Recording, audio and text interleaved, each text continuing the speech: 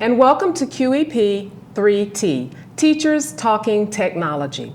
I am Patrice Williams Shuford, Quality Enhancement Plan Director here at Northwest Florida State College, and today I am joined by Dr. Susan DeSmith and Professor Ryan Adams. And we're going to be talking about one of my absolute favorite tools to use, either on the spot or as a planned tool to enhance instruction, Google Jamboard. And so I'm just going to start out, not by talking about Jamboard, but finding out what Dr. DeSmith and Professor Adams teaches here at the college, and then we'll get into talking about how they've used Jamboard. So we'll start with you, Dr. DeSmith. Would you please share what you teach here at the college? Of course. So I teach in our physical therapist assistant program. I teach an introductory course and also a capstone course.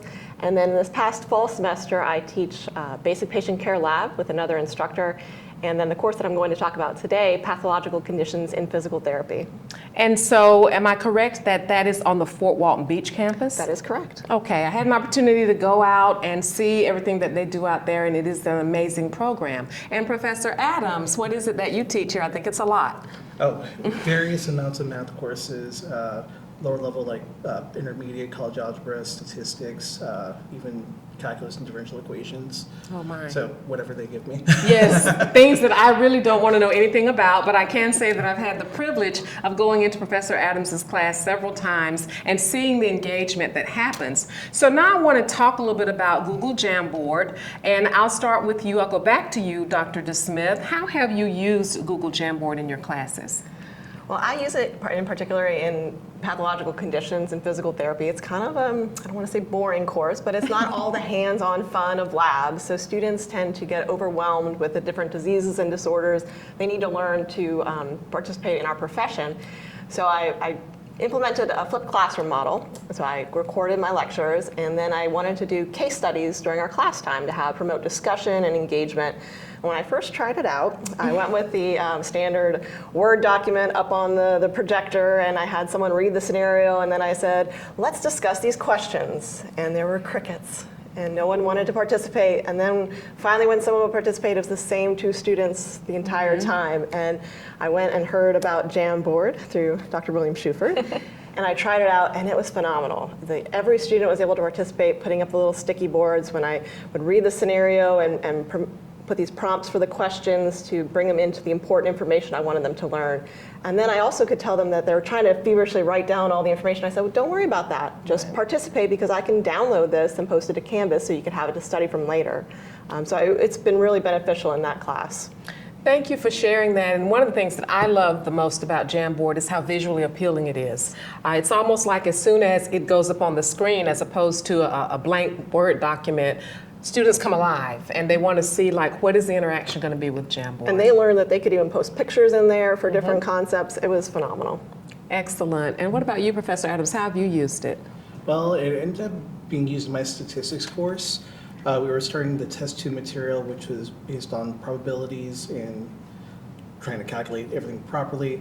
And usually the test, that test is the hardest one. And I figured this would be a good opportunity to see how they're looking at the problems and how they're figuring it out. So I did a lecture going over the basics, and then I had given them time to work on problems in class.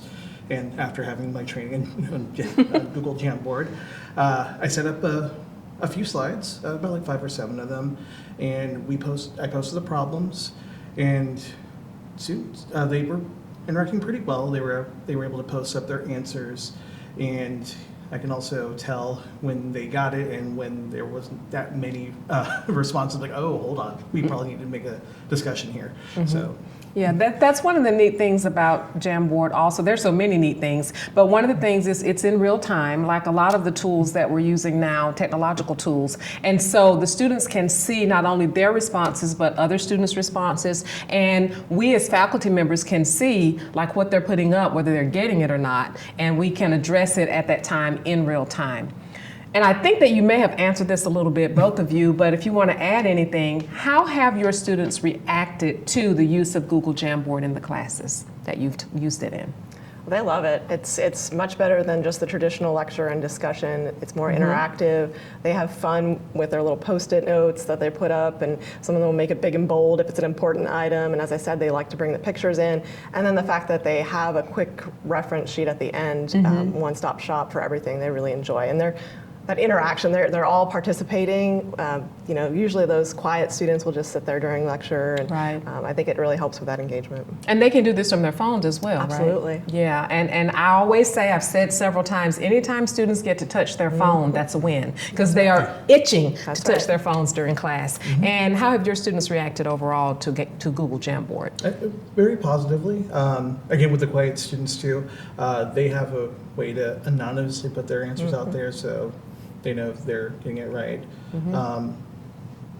And some of them wish I could do it again. I just haven't had a chance to use it again. But Yeah, I mean, you'll get an opportunity because it's so easy. You can pull it up on the spot. It's one of those Google apps in what I like to call the little dot. Some people call it a waffle, some people call it a menu. But if you're in Google, all you have to do is go to Jamboard, pull a new jam up, and go with it. So other than Google Jamboard, have you all utilized any of the other Google apps in your classes for interaction, such as Google Slides? Yes, no? I haven't, but I really want to try the escape room with Google Slides. That's my next big project. Just haven't had the time yet. I'm Yeah. excited to try that. What about you, Professor Adams? I think I've done a couple of presentations. That's about it. But I do want to get the training to try to do more and then try to implement in my classes. Well, I will share that one of the ways that I've used Google Slides, because again, I like the interactive aspect of it. I like that it's in real time.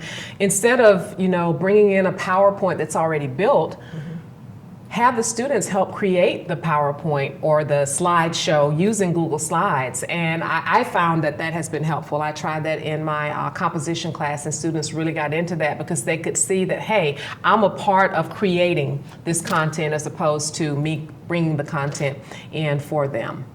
So is there anything else you all want to share in terms of technological tools that you are trying or have used? Doesn't have to be Jamboard. Anything that you'd like to share since we are kind of chatting about that? Oh gosh. So many? So many. Because I got training on Bluekit, and making the Bluekit quizzes, I thought it would be pretty daunting, but honestly, I go through my lecture and then just copy and paste certain definitions and concepts, and then they quickly make a quiz out of it, and they do like to compete. Yeah, competing's pretty fun on that app there, and I'm trying to get into the quizzes. Yeah, that one, because I do like the option where you can create this presentation, but along the way they have opportunities to answer questions, and they can see their progress as they go on. So you'll discuss the question or discuss the concept and give them one or two quick questions they can get the feedback on. Excellent. Yeah. That's Quizzes, and hopefully we'll have you back on, Professor Adams, to talk more about it as you've used it and you've learned about it. Are there any other tools that you'd like to discuss? There's two in particular I love. Good old Kahoot. Yeah. My students absolutely love it. I use it for, in my pathological conditions class, every exam review. We do a Kahoot, and I make it into a discussion, so they get all competitive. But before we move on to the next question, we go through, well, why was this the right answer? What are these other options here? What do they indicate? And they love that type of review. And then I also use GetMind, which was part of a faculty forum presentation, and we have them do mind maps in groups on one section of diseases and disorders. And I learned this time about the AI feature. And that was so much fun because they would type in the disease I gave them and hit the AI button, and it'd populate the entire mind map. And I said, whoa, that's way too much information. Now let's try to whittle it down. What's important for our profession about this disease and disorder? And what is it missing? Where is it a little vague? Can we bring in stuff that I taught in the lecture and supplement it? So they really enjoyed that as well. Excellent. I just want to take this time to thank both of you for joining me to chat a little bit about Google Jamboard and also your sharing about other tools that you're trying. It's all about us trying out new things to see how they work with our students to increase our engagement. That's what we're all about. That's what our QEP is focused on, active and engaged learning. And I always like to give a little tease about some things that are coming up. But the one thing that's coming up next semester in January, on January 9th, is going to be our second annual Adjunct Summit. And we're not like dismissing our full-timers, but we like to do some events that just focus on our adjuncts, because adjuncts are a big part of what we do here at the college in terms of faculty. And that's going to be again January 9th. And the save the date is going to be sent out very soon. Thank you all so much for joining QEP 3T, for listening or for watching. And as always, go Raiders.